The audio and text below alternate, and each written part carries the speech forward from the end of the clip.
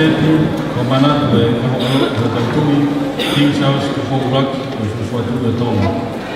E da Wamata Himi, Whangia Wana Moa, de Kore Heni ki Whaiwhekau. Kore, a pia o te Pōho Tertiary Institute, ke Whaiwhekau, na te kata, ke tataka mai moani, ke le tataka e lotu, ke whailewa ke orchestra, e a kore whanifa na hatahaia, a ike te mai polisi, mo katai mea whio, whataru me maa musika koeni a te Pōho Tertiary Institute, ke na whai e te himu whāu noa, a vese e ua whai ake tau lotu, e te whahaka Whaiwhekau.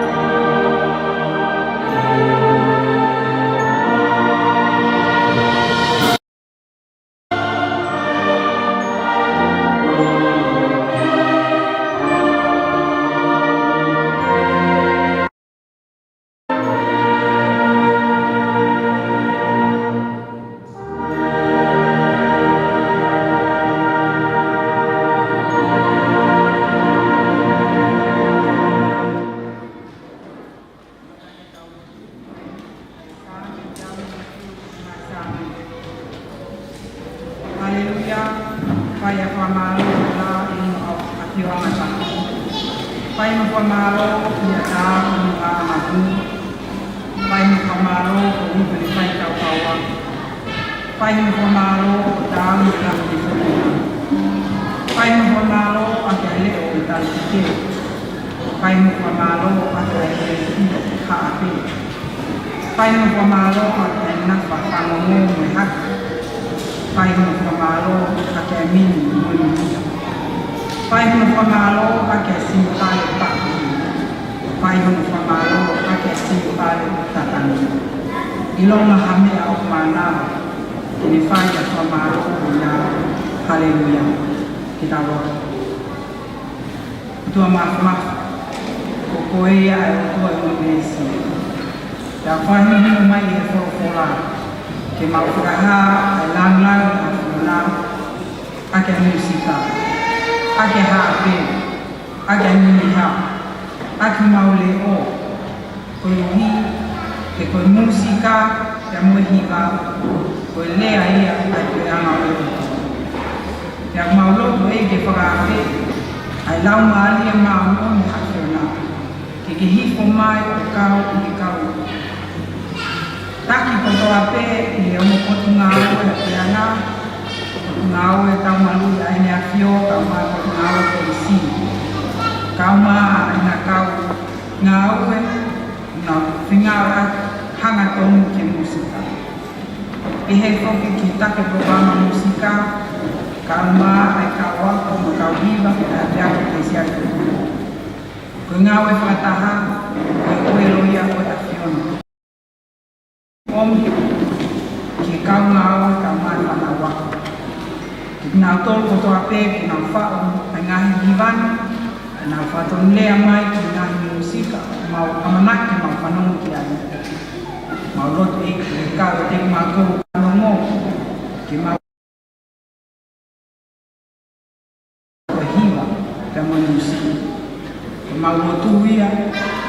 toa he wafa hawalo ko si surprise ka mga family.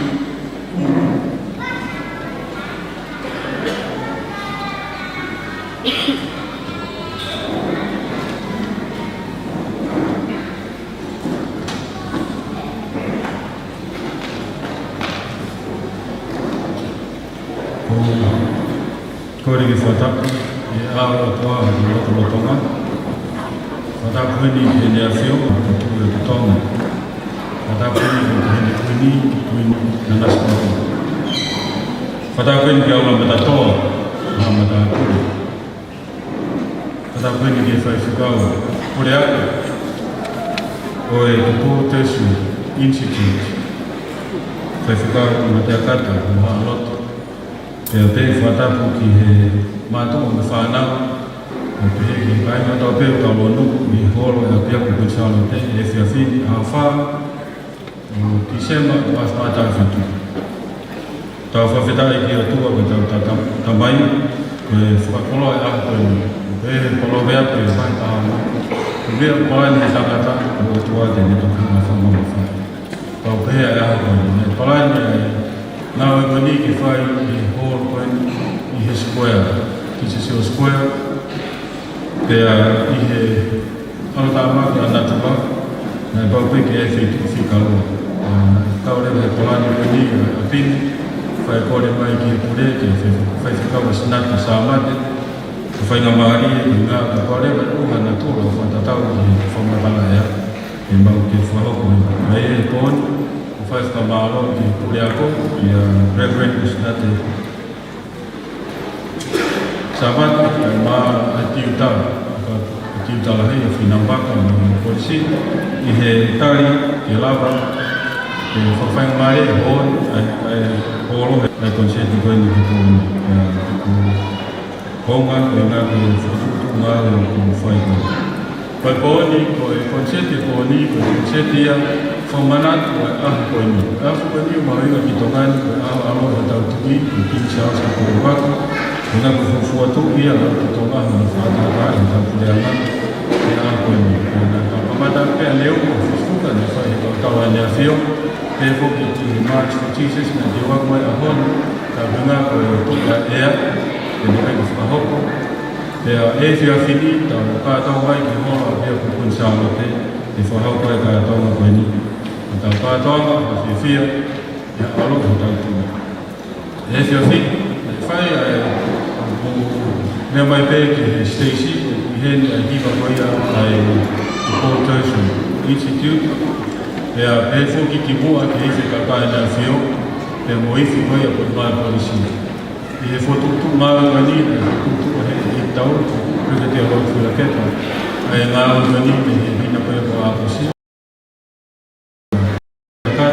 Stephen Caldwell, ko ngā kua tokon to tau peku ngā whai. Ke a mo e whawhainga mare, e iwi koi e ko ngā polisi ke hien ia ia ora. Ke mo e karuwhi ko ngā polisi ke mawhuata. Ke whai rewa te te koe ni ngai mahina ko hiri, o lama rere i whuki au ko he kōna.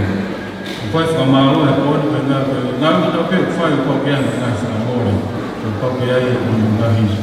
Ka venga whakaseni. Koe a whai whamaro ki he Fiji Airways. PSP Bank, MF Bank, Morris Eston, Kitchell Limited Tonga, EM Jones Limited, Kamoi TV Tonga, i lava mai he pōni, ngai ka taha koni ki nā whai haka whamore whakataanga, ki to koni ki hono whamawhola ko ngā o koni. Koia he pōni, e tau hopa torewa ki whas whakaaba pōni, Christmas Fan Fair.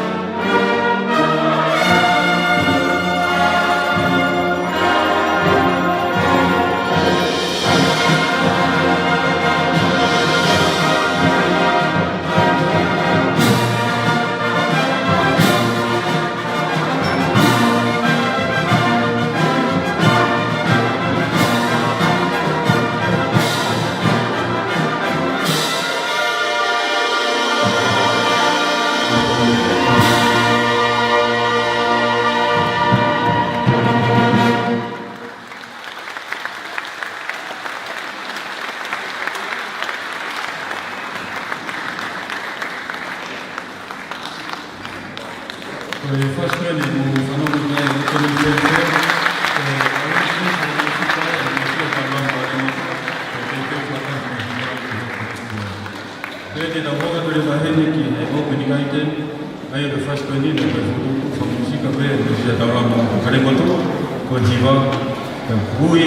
Christmas festival.